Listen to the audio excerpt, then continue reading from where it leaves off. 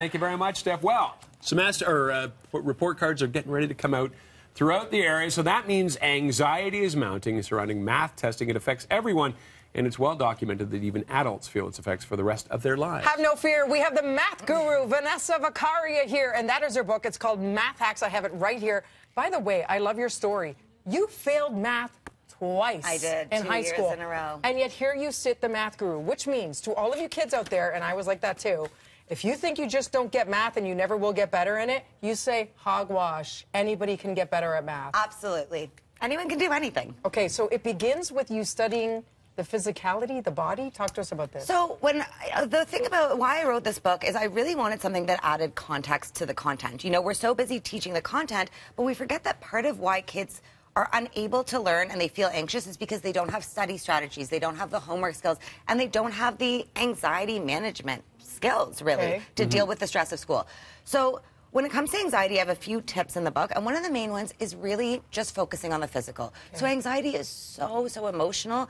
To really take a moment, and this can be done in the moment, like your student is in a test and they're like freaking out, sitting down, putting your feet on the ground, closing your eyes for literally 3 seconds, taking a deep breath in, and calming down and so you can think more clearly. Yeah, and focus only on your body. Like, I am here in this place. My hands are on my knees. My feet are on the ground.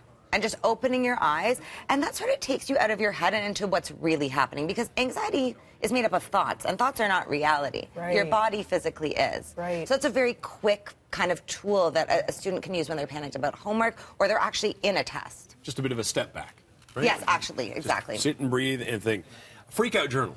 So that's another one of my favorites. Anxiety is so often rooted in just the manifested, right? It's things we sort of think are going to happen and are not really happening. Yeah. So what I like about a freak out journal is when students come to me when I'm tutoring them and they're like, you know, they're crying and they're going to fail this test, I usually like to say to them, why does that matter? And they're like, well, you know, because I'm going to fail the test. So I get them to write down what is their fear? What happens after you fail that test? You don't go to university, you end up without a job, you're living in your parents' basement forever, you know, whatever it is. And seeing that physically on paper sort of lets them, kind of alerts them to how unrealistic that stuff is, right? Because you fail a math test does not mean you're going to live in your parents' basement for the rest of your life. And it's a really good reality check for them to put that on paper. So next time they're freaking out about the test, they know where it's coming from, and they know it's not as big of a deal as they've sort of made it out to be. It's just a drop in the proverbial educational bucket, as it were, as opposed to this is going to define you for the rest of your life. Exactly. And I mean, like, do you remember, like, your grade 10 math exam? No. Exactly, right? Like, right. I only remember the grade 11 math exam I never went to, because I went shopping at the Eaton Center instead, because I was going to fail anyways. See? But I don't feel It was fun, but good avoiding, so, too. So do you say turn it around with positive self-talk? So, Absolutely. for example, what does that sound like? Well, and this is really good for parents, too, I find, because a lot of parents hated math as well. But a lot of parents, I mean, all parents have been through so many obstacles in order to get to their successes. So even talking to your kid about, like, I failed at this once, or I had a really hard time with this once, and here's what I did to overcome it, and look at me now.